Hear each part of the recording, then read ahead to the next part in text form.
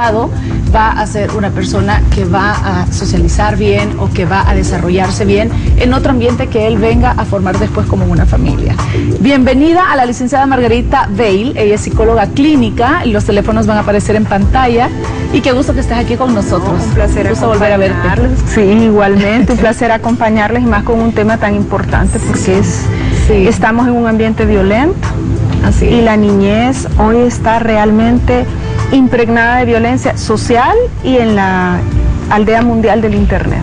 Y hablábamos desde los programas de televisión que hablábamos de caricaturas y discutíamos aquí que unas sí, otras no, pero desde ahí, desde orientar a nuestros hijos o estar al pendiente de cuáles son los programas de televisión que ven a temprana edad, luego lo que ven en la casa, luego lo que viven en el colegio y qué les puede venir a ellos a afectar en cuanto a su desarrollo cuando ven violencia o la viven en todo caso. Empecemos a hablar que desde tu embarazo, la palabra que oye de papi, de cómo te trata, del trato que oye de tus conocidos, etcétera, hacia ti y hacia la bienvenida o el rechazo del bebé condiciona a un bebé agresivo y violento, porque si en ese niño se siente rechazado, es un niño que viene predispuesto a sentirse rechazado y a la reacción defensiva, y muchas veces por defendernos, atacamos.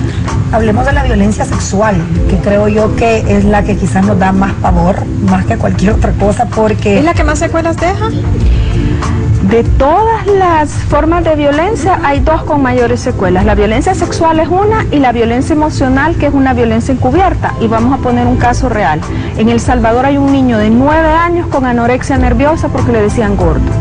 Wow. Y eso estamos hablando de que la secuela de palabra, el golpe se te va a la marca, pero hay palabras que te quedan toda la vida zumbando en la cabeza horriblemente. El machismo tiene que ver con la violencia sexual. Y le sumo a esto, ¿cómo manejamos el caso de un niño que está siendo expuesto a una violación por parte de un familiar?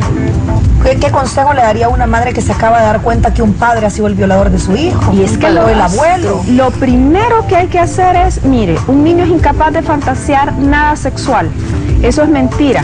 Los niños no son morbosos. Tienen que haber visto algo o vivido algo para inventárselo, para crear. Entonces, ¿qué es lo primero que usted tiene que hacer? Cree en su hijo, crea, evalúe, apoye, y una vez si usted está ya en ese proceso, aleje al agresor, en este caso, lo más pronto posible del menor y de aquellos involucrados con el menor. Porque a veces un niño habla y es todo un sistema de hermanitos involucrados en la violencia sexual, y dentro de violencia sexual no hablemos propiamente de violación. Hay señores que de chiste les ponen pornografía a los niños y eso es un abuso sexual. Ay, que va a ser hombrecito. Va a ser hombrecito. Y no es así. Un niño puede ser abusado sexualmente sin tocarlo. Imagínese una persona que se masturba frente a un niño, una persona que tiene actividad sexual frente a un niño, está violentando a ese menor. Al inicio decíamos que aunque el niño no se le ponga una mano encima y no se le golpee, muchos padres equivocadamente pueden decir, no, pero si el niño no se le maltrata, aquí los que discutimos y no nos llevamos bien somos su mamá y yo. Pero él no tiene por qué verse afectado o no tiene por qué meterse. El problema es entre nosotros como padres. Y al presenciar. Pero un niño que está oyendo que sus papás están discutiendo, que se están tratando de las mil maravillas. No, hay familias que solo escuchan malas palabras, ofensas del uno al otro, y hasta se utilizan a los niños para no, entonces, con solo el que le diga, váyase usted para su cuarto, que este es pleito de su papá y su mamá, ese ambiente es violento. Pero aquí tenemos dos cosas más graves. Uno, y voy a poner un ejemplo, a mí me llamaron de un kinder hace poco que una niña lloraba y lloraba y lloraba porque la profesora le había recibido hola, cariño, bienvenida, y la niña lloraba. No. Cuando al fin logramos que la criatura dejara de llorar, ella me dijo cariño primero. ¿Cómo fue? Es que mi papi cuando se enojaba con mi mami le dice, sí, cariño. Ay, ¿se imaginan la distorsión? Claro. O sea, llega un momento en que los papás equivocamos y creemos que encubrimos y sí amor, sí cariño, y el niño capta el sentido. Increíble. Entonces, ojo, eso es uno. el niño capta el sentimiento. Y dos, ¿y qué es lo peor y qué es lo que está dando esta espiral de violencia? Nosotros no solo aprendemos violencia, aprendemos a justificar la violencia, y ahí es donde está lo del niño. Andate. Entonces al compañero hacemos exactamente lo mismo, justificamos las acciones. Ahí va mi pregunta. ¿Es válido el cincho? No. ¿Es válido pegar nalgadas? Buena pregunta, porque a mí me dieron un par de nalgadas y no me hice, me considero no una mujer violenta. Por eso a mí me educaron con cincho. Antes se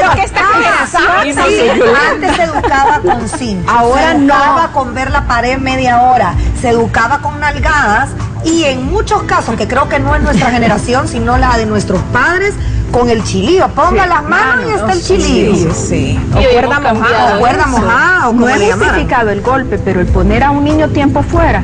Si un niño tiene 2 años, póngalo 2 minutos quietecito, no necesariamente a la esquina.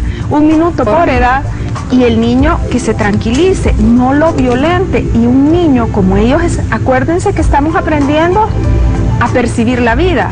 Entonces, un niño, el proceso perceptivo es el que le da significado a la realidad. Entonces, cuando tú estás en el proceso de educar a un niño, le estás enseñando cuándo es justificado usar agresión, cuándo es justificado ser violento, cuándo es justificado que él le falte el respeto a alguien.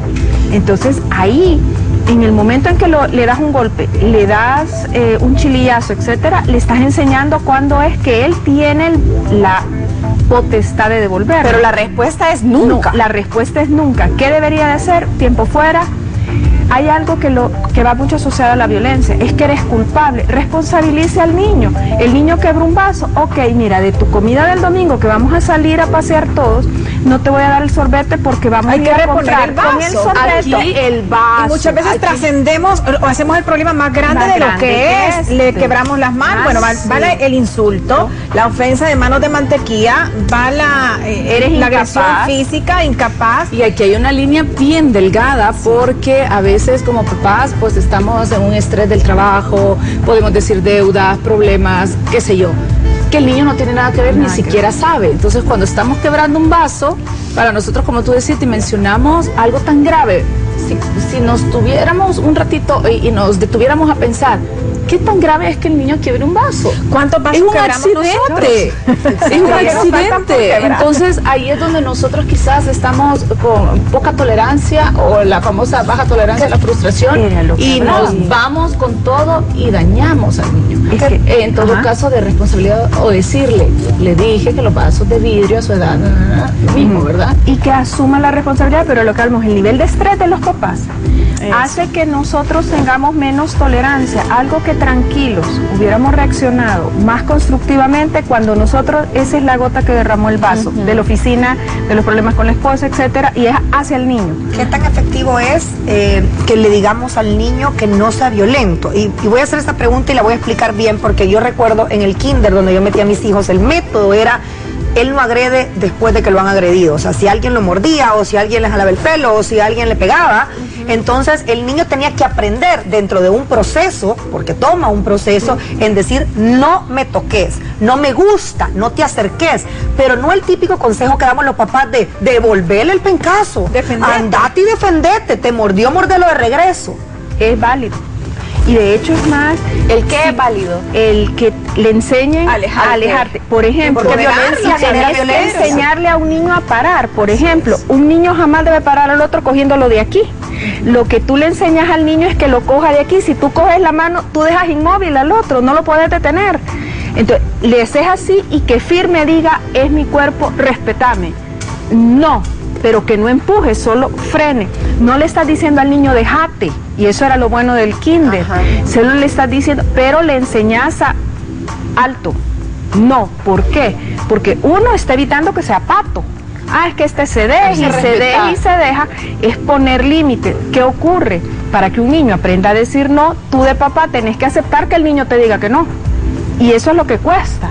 Porque entonces en casa el niño va a decir: no quiero, que vos haces caso, que no sé qué. Entonces le estás, ¿dónde estás? Licenciada, yo planteaba al principio del programa, si una persona ha sido víctima de violencia en su familia cuando niño, ¿por qué en la mayoría de los casos se repite el patrón, pero también conocemos de personas que le da vuelta a la hoja de una manera muy inteligente, dice yo no quiero continuar con esto, rompo esta cadena de violencia en mi familia y con mi hijo voy a hacer totalmente lo contrario, lo correcto. ¿Qué hay en su personalidad o en qué está la clave para que la persona logre hacer de esa violencia algo positivo? Lo que tú acabas de tocar es un maravilloso trabajo que se debería de hacer a nivel mundial, no solo latinoamericano, que se llama la creación de personas resilientes. Todas las personas que hemos vivido violencia, aquí nadie nos salvamos porque en El Salvador pasamos de una guerra de un tipo a una guerra de otro tipo, pero seguimos en guerra de cualquiera sea el nombre que le pongamos hoy, es violencia. Hay una característica de personalidad en la resiliencia. Son personas que pese a haber vivido y estar a veces en condiciones increíbles, te dan ejemplo de ellos vivieron violencia, no son violentos, son personas sumamente humanas, caritativas, leales, etcétera. La resiliencia tiene una característica, alguien, por muy escaso que sea dentro de todo su nefasto mundo, una persona creyó en ellos y le hizo puedes, y son personas que tienen un buen sentido del humor. Por eso, cuando alguien te dicen, cree en alguien, se sonríe, apoya, etcétera, están buscando dentro de todo el proceso que las personas que viven esas condiciones encuentren a alguien que le diga, tú puedes. Con una persona que descubra el potencial, esas personas son capaces de dar vuelta, pero siempre el factor está en eso, alguien que aunque sea les diga, yo creo, sí, podés salir de aquí. ¿Y por qué estos jóvenes, el fenómeno de las maras, estos jovencitos niños que incluso prefieren dejar pues su hogar para incursionar a un nivel de violencia que saben a los que se exponen y no importándoles poder perder la vida el día siguiente? Y es que de hecho, como lo veíamos, el fenómeno social de la violencia es una espiral en crecimiento. Cuando ustedes decían al principio, la familia es la base de la sociedad y el techo también, porque te da un tope. Techo, sí. Y son las personas resilientes, aquellos que remontan, pero te enseñan, no, es que mira, a mí me decían tonto, yo hasta aquí llego. Y a veces estos jovencitos encuentran familia en el grupo de maras y lo que no tenían en su casa. Pues sí, pero buenas tardes. El peor error que nosotros de padres podemos cometer es el discutir delante de nuestros hijos, no importa si son pequeños o grandes. Hace poco pasamos una experiencia muy dura con mi hija de 15 años. Ella empezó con palpitaciones y se le hicieron estudios y no salió nada. Luego el cardiólogo dijo que era un problema de tiroides y los estudios negativos. Ella le expresó al doctor que estaba así por nuestros problemas y era de puro estrés. Padres, no hagamos daño a nuestros hijos. Lo que el señor dice, y gracias por el comentario, se llama somatización. El 90% de las personas y adolescentes que están yendo al médico, gastritis, colitis, ataques de broncoespasmo, alergias, etcétera, se llama somatización. Y lo que los señores vieron fue un ataque de ansiedad. Sí. Entonces, la violencia va generando en las personas, cuando sienten que ya no pueden defenderse, explotan por dentro y eso se llama implotan, entonces se enferman. ¿Qué ocurre? Cuando una persona encuentra más afecto en un grupo de personas agresivas, violentas, etcétera, nosotros tenemos que cuestionarnos. No le culpemos a las madres solteras porque muchas son ejemplos de personas, no podemos culpar muchas veces a la pobreza porque los dos extremos sociales, los más extremos, hay violencia, la clase media no se salva de la violencia tampoco. ¿Qué es lo que ocurre? Nosotros no nos damos cuenta en el trato que hacemos y que es violento, y que si yo me siento aceptado por alguien, pero aprendo, vos que no sé qué, y te sopapeo si es necesario, pero es la única forma de afecto que tengo de los demás. Hay niños que nunca los tocan, hay papás que son supremamente distantes, pero encuentran en la mara, en el grupo, en la pandilla, en otros, afecto, cariño, atención, son importantes. ¿Cómo voy a pelear contra eso? Si aquella es la persona que me han visto como ser humano y en mi casa no existo. Bueno, licenciada Margarita Bey, psicóloga clínica, teléfonos en pantalla, gracias por estar con nosotros. No, muchas gracias. Invitada para una próxima vez. Muy amable. No, a ustedes, muchas gracias, bienvenida. Vamos al corte. Se necesita amar más, ¿verdad? Sí. Mire.